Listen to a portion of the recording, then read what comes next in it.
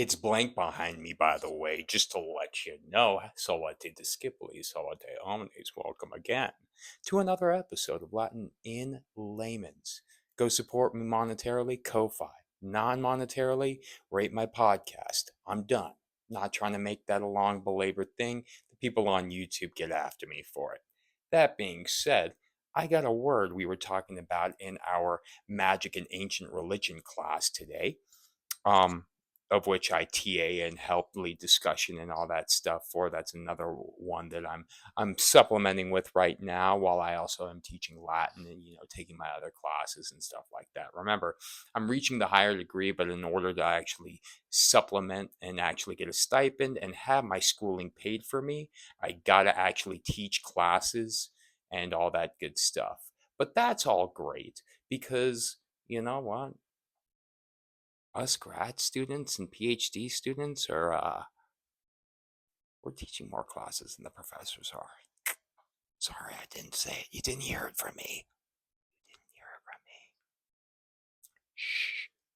Okay, now what we were talking about that I wanted to talk about that nobody had mentioned yet was, we were talking about similarities and differences between the cultures and cross connection to religion, from Islam to Muslim to ancient Greek myth, Latin, Catholicism, Judaism, Lucifer,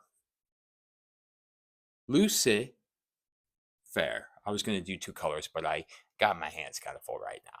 So Lucy comes from Lux, but the other version, because a lot of the time in third declension Latin, that first form, as well as just the first form in general, because it can be utilized so much more often, it can afford those regularities in the vernacular. However, Lucis is where we get its genitive singular form, and then it derives from or declines from there. Luci, Luces, Lucem, blah, blah, blah, blah, blah. It means, what do you think? Lux, light. And then fair comes from the Latin fero, and it's in a little bit of an irregular verb because it's also one that can be used so often. Pharaoh, ferry, tuli, latum, I believe, are all the fourth principal parts. I know I'm missing something there, but I'll just have to look. I don't remember. I have a lot of things in my head. I can't remember everything. Okay, sorry. So, pharaoh, it means to carry or to bear. So, how about let's go ahead? We're making it fair, taking it from that verb form to the noun form. This is where you get the light bearer. And that's what Lucifer was. He was creme de la creme, skibidi bob, right? And, you know, what ends up happening when you don't you don't know where your place is, especially in the hierarchical things of religion and God, especially when you're looking at God and being like, hey, God, I like what you have. I want that for myself. God's like, no, I cannot be the only do that, they, them. God is all genders. They just deferred him to a he because it was always a he deferral to back in, you know, history.